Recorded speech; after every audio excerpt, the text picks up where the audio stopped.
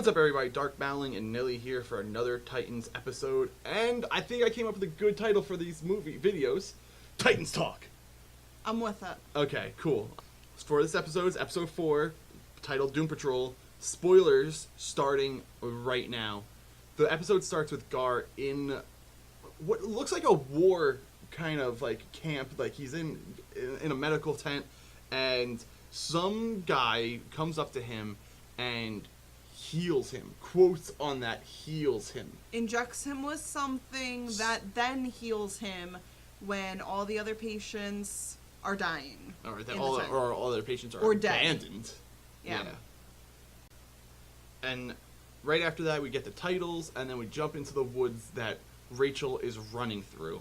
And she comes across a green tiger. Little known to be Beast Boy himself, Gar. It's the first time, I think, other than her meeting Starfire, she's realized there's so many more out there. Like, it's not just her and Starfire. There's other people that have these special abilities or special powers. Gar's like, look, we can go to a safe place. I have this safe area that we can go to. Obviously, he's not telling her the whole story behind it. Yeah, but and there's something going on. Yeah. Cut to Dick, and Starfire runs back to the Nun Covenant, and the place is a mess from what Rachel did. Complete shambles. They go up to the main nun, and she's like, it's too late, I'm so sorry, God save us all, blah blah blah blah blah. And they realize that obviously this was not the place to bring Rachel. Whatever happened, some shit went down. And we don't see much of Starfire and Dick Grayson in this episode until like a little later on. Yeah, it's more focused on Rachel and Gar. Yeah, so we jump back to Rachel and Gar meeting a bunch of hunters in the woods. They shoot a deer, and Rachel comes up and she's like, you need to leave the deer alone. Leave right now. And when they are like, what are you going to do, sweetheart? Gar comes out in tiger form and scares the bejesus out of him. Oh, yeah. Hilarious. It was great. And then Rachel goes up to the deer and touches it, but walks away when she finds out that it's dead. But after, the hole covers up and the deer's Yeah, what was normal? up with that? We have like a zombie apocalypse starting here. I don't think. I don't think that it's gonna be a zombie. I think that's like just Rachel. It's back. It's back. Using her powers on it. Yeah, the whole deer scene. Gar takes Rachel to his home, a very beautiful mini mansion. I'm not calling that a mansion. It was a mini mansion. Mini mansion, I think, is a very apt. They go into the basement and they show. Well, Gar shows her his nerd room, which is just vintage. Looks like a lot of fun. I mean, it's vintage pinball games, and it's anything that your heart desires for a game room. Looks like a lot of fun. I would like to spend my weekends there. But they're shortly abrupted by someone screaming to him, and heavy boots. Heavy boots. And Gar throws Rachel into a closet and tries to hide her. And we don't see the person's face at first, but he's telling a guy named Cliff that it was just me. I had to go into town. Like, leave me alone. Like, I'm talking to anyone. I'm talking on my headset, playing my video game. Leave me alone. And then we think Cliff leaves the room, and then surprise, he opens the closet door, and that scared me a little bit. It was. I think that was really good directing and cutting to show it, because it really, like, the sound of it made it seem like he was going back upstairs, but then boom, he opens the closet door. And back to the title of the episode, now that brings in Doom Patrol, which is another huge comic book team-up gang of just misfits, kind of like Suicide Squad. So Cliff, we all know as Robot Man. I like the way he looks. I'm glad they did not do any CGI. I wish they could have figured out how to make his jaw move. He kind of looked like a chunky Tin Man from The Wizard of Oz a little bit, with like bronze. But I think he looked good. He did look good. I liked his eyes a lot. So we cut to Gar and Cliff and Raven basically dragging Raven out of the house. Gar and Cliff start getting an argument, and Raven strolls off into the kitchen, where we see a guy wrapped up in like bandages with some glasses, dancing, singing. Yep, having a great time while cooking this crazy, insane meal. Intro to Negative Man, another major player for Doom Patrol, which is, I was excited a little bit, but they don't call them Robot Man and Negative Man. His name's Larry. They call him just by the first name because I don't think they're technically Doom Patrol yet. I don't think they've really started like, oh, we're gonna be they're heroes. just kind of introducing everybody. So Larry, Gar, and Raven outvote Robot Man, Cliff, to say that Raven should stay for dinner. Like, we don't have many visitors. They start having this grand meal, which I can only wish my Thanksgiving dinner would look like that. If I could have a portion of that meal, would be phenomenal. It made me hungry just looking at it. During dinner enters Rita, who is Elastigirl. Beautiful, kind of classical looking girl.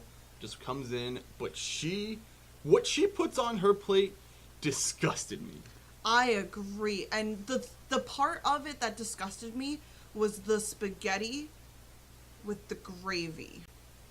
So halfway through dinner, the chief walks in, and he's not as pissed as you would think. He's kind of like, who is this?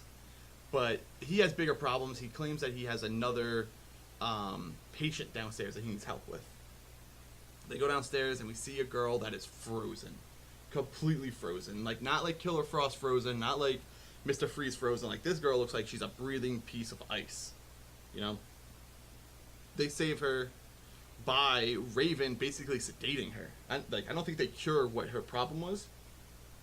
But Raven has these powers. I don't know what they are. Yeah, I don't know either. I agree. I don't think they cured her, but there was something about... They eased her issue that she was having at that moment. When Rachel touched her, that kind of helped to...